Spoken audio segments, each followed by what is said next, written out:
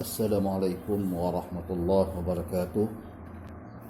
Perhatian kita pelajar ke tempat pada pelajaran tafsir pada hari ini pada tajuk Al-Ayat Al-Makkiyah wal Madaniyah, sambung pada kitab tafsir pada muka surat 43. Sila dengar, teliti dan faham. Mudah-mudahan kita akan dapat jawab, dapat faham dengan baik insya-Allah. Amin ya rabbal alamin. Bismillahirrahmanirrahim.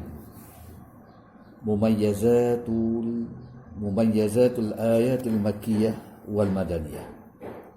Perbezaan antara ayat-ayat makkiyah dan ayat-ayat madaniyah. Perbezaan ayat-ayat makkiyah, mana ayat-ayat atau surah-surah Al-Quran yang turun sebelum hijrah Nabi SAW ke Madinah, dan juga ayat-ayat Al-Quran yang turun selepas pada hijrah yang dikatakan Madaniyah, walaupun ayat tersebut turun di Makkah Al-Mukarramah. Yang pertama ialah Al-Makkiyah. Makkiyah ma nazala qabla al-hijrati ila al-Madinah. Ayat ataupun surah Al-Quran yang turun sebelum hijrah ke Madinah dinamakan ayat atau surah tersebut dinamakan Makkiyah. Ayat Makkiyah yang pertamanya qasrul ayati was-suwari. Qasrul ayati was-suwari.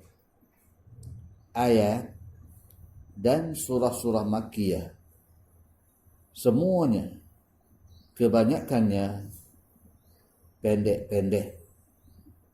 Kebanyakannya pendek-pendek. Itulah dikatakan ayat Makkiyah. Kalau kenal ayat Makkiyah, ayat dan surah-surahnya kebanyakannya pendek-pendek. Wasaniyan, yang kedua, mujadalatu a'malul musyrikin. Mujadalatu a'malul musyrikina. Yang kedua, ayat Makkiyah ataupun surah Makkiyah, dia akan menyatakan tentang perdebatan mengenai kerja buat orang-orang musyrikin ataupun amalan-amalan orang-orang musyrikin. Yang ketiga, ta'sisul aqidatul islamiyyati fin nufusi. Ayat ataupun surah Makkiyah juga, di sana ia datangkan ayat yang membina atau mengasaskan atau mengukuhkan akidah Islamiah ke dalam jiwa ataupun ke dalam diri manusia. Yang keempat, ayat Makkiyah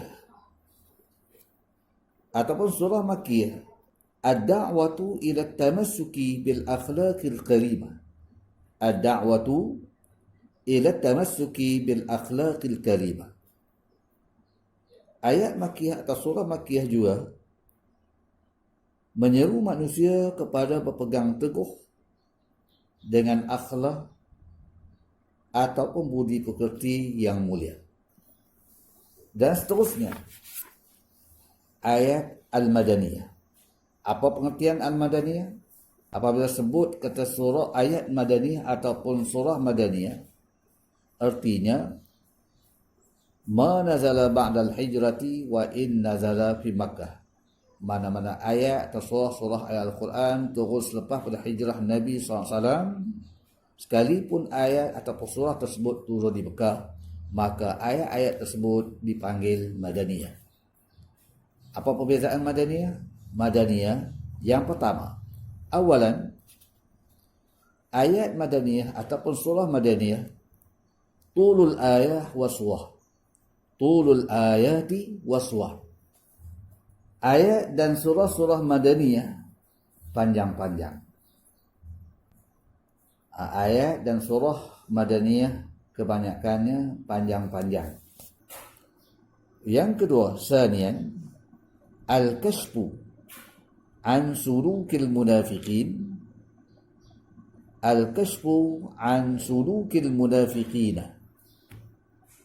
Ayat dan surah-surah Madaniyah ia mendedahkan kepada kita tentang akhlak, perangai, tindak tanduk orang-orang munafik. Yang ketiga, salisan fiha iznun bil jihadi wa ahkamihi. Padanya, pada ayat atau surah-surah Madaniyah, Allah Ta'ala menjelaskan pada kita tentang kebenaran berjihad dan kebenaran hukum-hukum berjihad. Mana pada ayat atau surah-surah Madaniyah, ia menjelaskan pada kita tentang kebenaran berjihad dan hukum-hukumnya, yakni hukum-hukum berjihad. Yang keempat, rabi'an bayanul ibadati wal muamalati wa nuzumil usrati. Di dalam ayat-ayat Madaniyah ataupun surah-surah Madaniyah, ia menyatakan, menjelaskan pada kita bagaimanakah ibadat-ibadat yang diperintahkan oleh Allah Ta'ala, dan juga muamalat-muamalat dan sistem kekeluargaan yang betul pada Al-Quranul Karim atau pada agama Islam yang telah disyariatkan kepada kita umat Nabi Muhammad sallallahu alaihi wasallam. Saya rasa takat itu dulu. Mudah-mudahan kita berjumpa di lain hari, dan minta kepada semua pelajar mendengar, membaca dan faham. InsyaAllah kamu akan berjaya di dalam pelajaran dan akan menjawab soalan-soalan yang akan dikemukakan nanti. Wallahu a'lam wa billahi taufiq wal hidayah. Wassalamualaikum warahmatullahi wabarakatuh.